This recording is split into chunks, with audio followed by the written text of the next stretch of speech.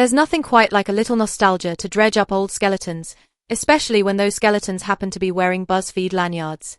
This week, Keith Habersberger and Zach Kornfeld of the Try Guys sat down on their podcast and opened the vault on some of the less glamorous corners of life at BuzzFeed in the 2010s.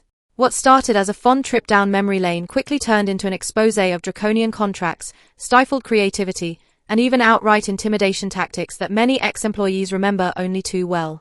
Keith kicked off the conversation by recalling the day BuzzFeed quietly slipped a jaw-dropping new image release waiver into the standard office move paperwork. As everyone schlepped boxes into their shiny new midtown digs, HR asked them to sign one last sheet, an innocuous-sounding addendum about parking, until you realized it also claimed ownership over your likeness in any and all media, for all time, throughout the universe. In other words, their mug, your face, your life story, BuzzFeed's to do with whatever they pleased. Most people scrawled their signatures without a second thought, but Keith, who was burning the midnight oil that night, was told there were no more forms left for him to sign. When he finally encountered the intern clutching the final waiver days later, he read it front to back and calmly refused. It wasn't a grandstand for privacy so much as a simple refusal to yield to a sneaky corporate demand.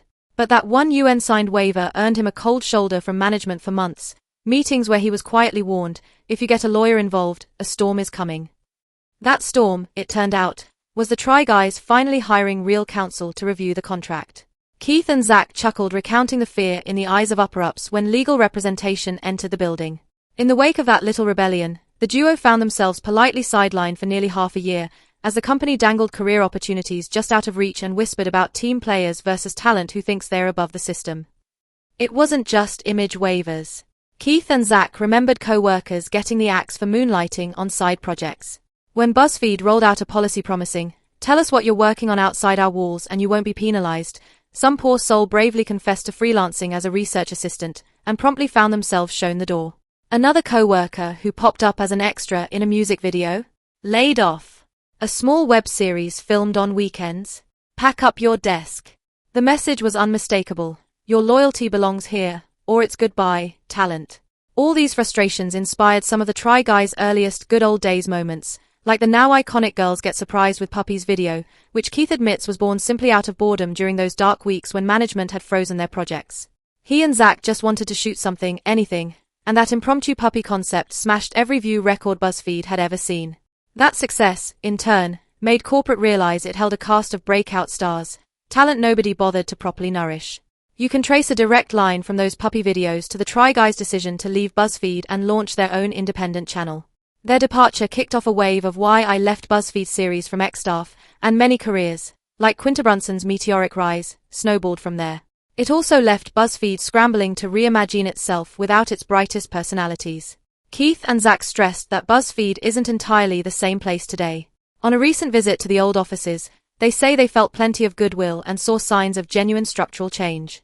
But their recollections make it clear that during those breakneck viral years, BuzzFeed's leadership often sacrificed long-term growth for a short-term squeeze on talent. Instead of nurturing creators who could flourish under that umbrella, the company treated them as replaceable cogs, quick to exploit, quick to discard.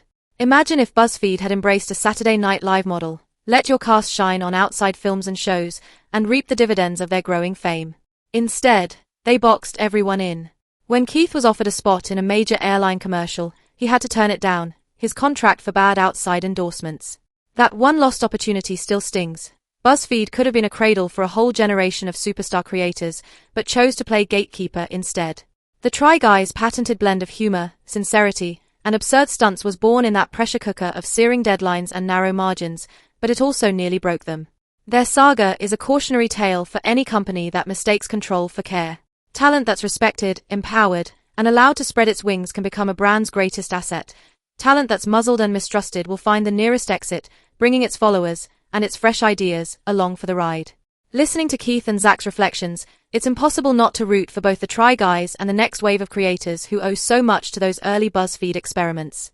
The real victory lies not in cheap clicks or stringent waivers, but in fostering creativity, owning mistakes, and letting your people grow.